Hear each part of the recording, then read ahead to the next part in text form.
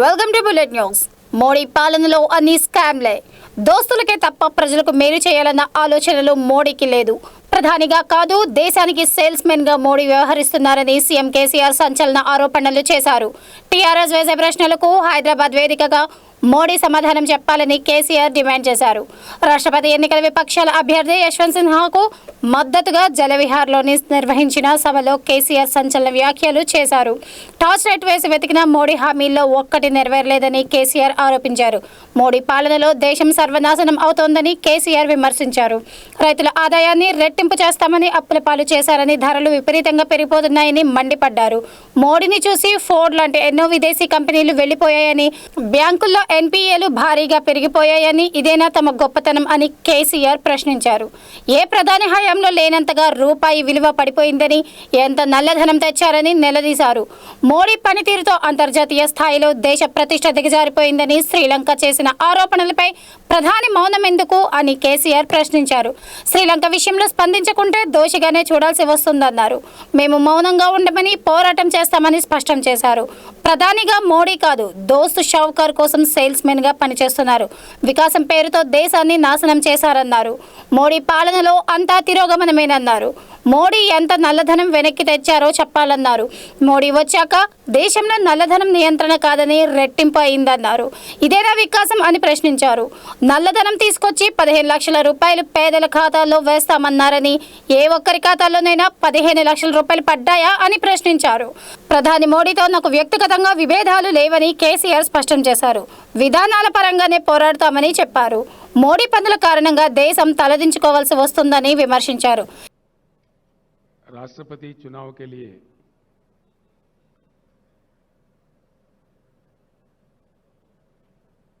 चुने गए सम्मानित नेता माननीय यशवंत सिन्हा जी मंच पर उपस्थित टीआरएस पार्टी के लोकसभा के नेता श्री नामा नागेश्वरराव जी, राष्ट्रपति चुनाव के लिए कोऑर्डिनेशन कमेटी जो बनी उसकी चेयरमैन भूतपूर्व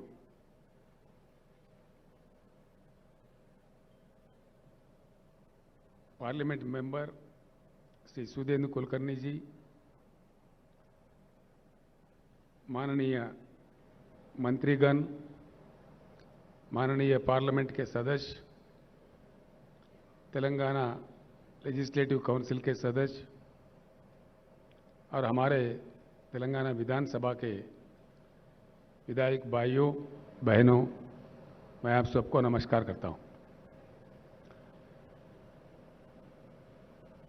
राजेश्वर रेड्डी के बाद फिर एक बार मैं यशवंत सिन्हा जी का हृदय से तेलंगाना जनता के ओर से, तेलंगाना सरकार के ओर से, हम तमाम के ओर से स्वागत करते हैं इस ऐतिहासिक हैदराबाद शहर में।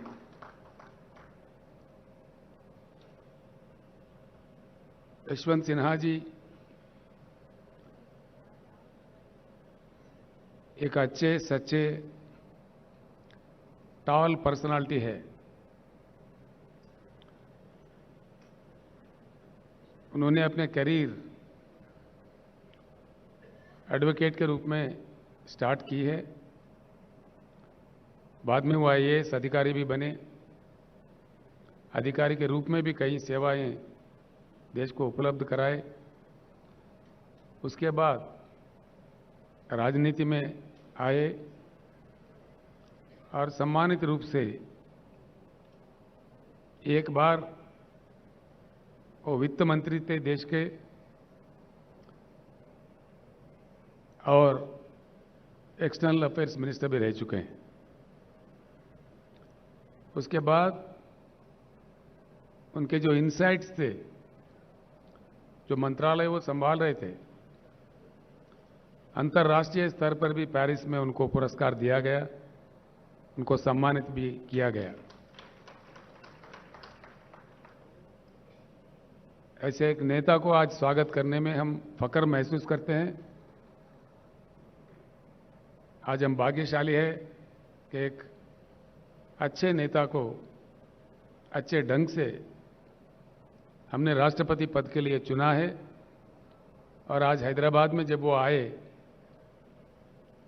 हम बड़ी अच्छी तादाद में उनके स्वागत भी किए हैं। इस चीज को लेकर देश के सारे पार्लियामेंटेरियंस को मैं एक अपील करना चाहूंगा। भारत में हमारे लोकतंत्र है, we have a democracy in practice in India. इससे पहले जब वीवी गिरी साहब राष्ट्रपति चुनाव के लिए लड़ रहे थे, उस समय हिंदुस्तान में एक नारा चला कि भाई आत्म प्रबोध से वोट दीजिए, और उसी के अनुसार वीवी गिरी जी का भी जीत हुआ। यह हमारे देश के इतिहास में है। आज मैं सारे भारत के पार्लियामेंटेरियंस को, जितने भी पार्लियामेंट मेंबर्स हैं, विधायक हैं, जो भी इस चुनाव के लिए, राष्ट्रपति चुनाव के लिए वोट देने के लायक है, उन सारे भाइयों से, बहनों से मैं अपील करता हूं, तुलना करके देखिए दोनों कैंडिडेट के बीच में, और आपके आत्मा के अनुसार, आत्मा प्रबोध के अनुसार यशवंत सिन्हा जी का तायीद कीजिए।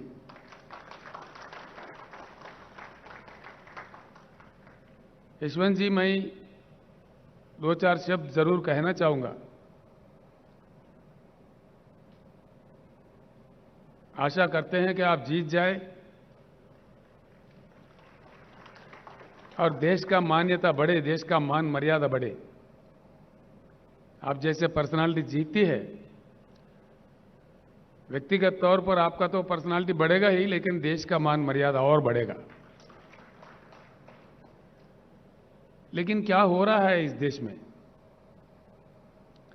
आज जो कुछ भी हो रहा है गलत हो रहा है।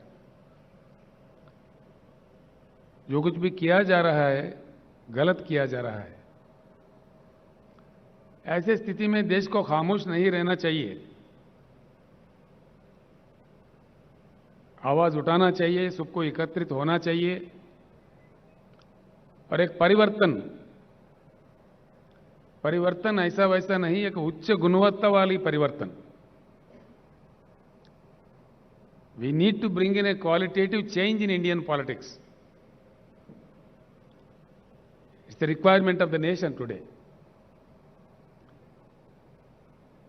आज के हमारे जो प्रधानमंत्री है,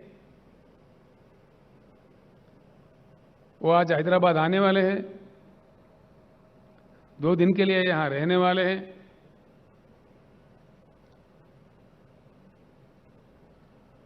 गला फाड़ फाड़ के हमारे खिलाफ बोलने वाले हैं। कोई बात नहीं, लोकतंत्र है, जो जिसके समझ में आए बोले, जो जिसको कहना है कहे। यही हमारा लोकतंत्र का मान्यता है। हम इतना ही कहना चाहेंगे, माननीय प्रधानमंत्री जी, जिस प्रकार से आप विपक्षी दलों के नेताओं पे गला फाड़ फाड़ के गलत आरोप लगाते हैं, उसी प्रकार से जो संबोधित करने वाले हैदराबाद सभा को, उसमें हमारे प्रश्नों का उत्तर दीजिए। ये मांग आज आपसे देश कर रहा है। प्रधानमंत्री जी, जब आप पहली बार चुने गए थे,